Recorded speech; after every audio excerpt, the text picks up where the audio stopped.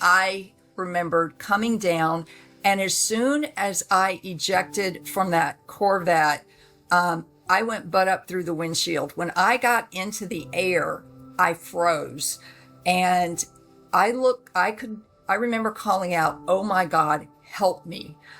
And at that moment, my soul flew out of my body and went with the angel to heaven, the other side, whatever you want to call it. There are many dimensions up there.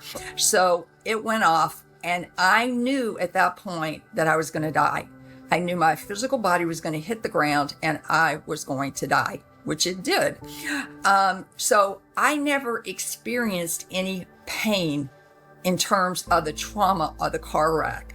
And I want to tell everyone out there, if you have a loved one or someone that you knew that was in a very traumatic accident or situation where they passed, and you're worried that they passed in a lot of pain, almost 99.9% of the time, their soul leaves their body before the physical impact of the pain actually happens. So they feel no pain whatsoever. And I really, really want to assure you that that's the case.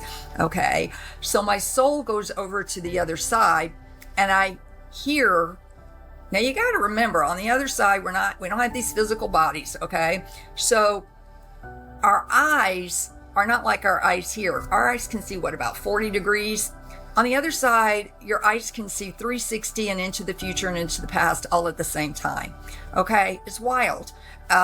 But you can, and you can think about the 7 top hits of music that you love and combining all of those to a vibration that's even higher, that you would go absolutely nuts if you've heard it all. That's kind of what the music is like over there. But I heard 2 beings that were angels next to me. Now, they're not speaking English, okay? You're understanding them through something called telepathy and vibration.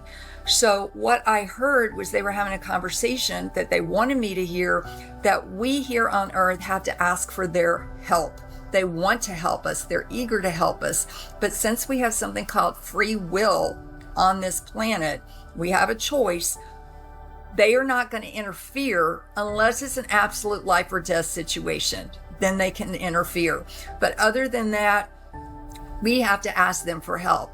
So I have learned to have a relationship with my angels. We all have at least one guardian angel and or birth angel, whichever you want to call it.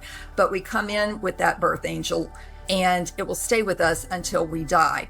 And they're here to protect us. And that's why I didn't die, is because it was not my time. And when I was on the other side, those angels were saying, please ask us for help. So you guys, even today, I asked for a parking space the other day, and dadgummit, that's a southern term, dadgummit, it showed up. They do not fail. So ask them, for these things, and let them give you the evidence that they are there and they're listening to you. Now, I do believe in prayer. Prayer is focused energy, but I also pray for the highest and greatest good for something, because I don't know what that is for that person or that situation. I may think they need to live, but they may be ready to go, so I've altered and quit praying for how I think something needs to turn out, instead leaving it to this greater divine being that is in charge and created everything.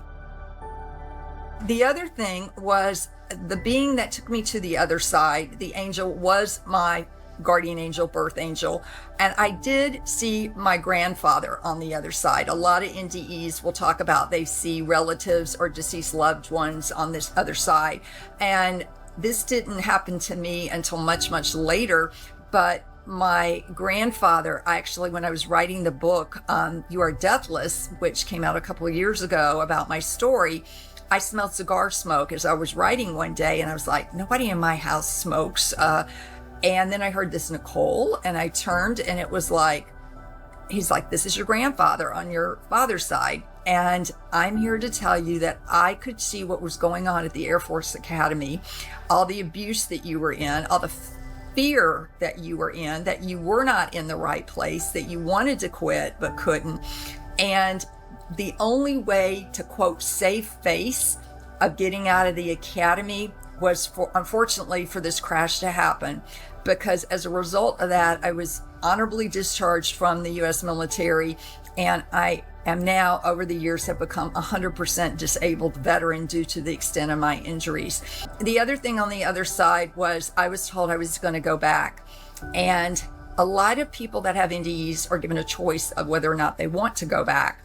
I did not have a choice. I was told by my angel that I was going back and that my mission was to tell other people not to be afraid of death and realize that death is a transition back to where we came from, and we need to prepare for that transition. And that honestly, on the other side, death is about love and light and this sense that our soul is eternal. We go on.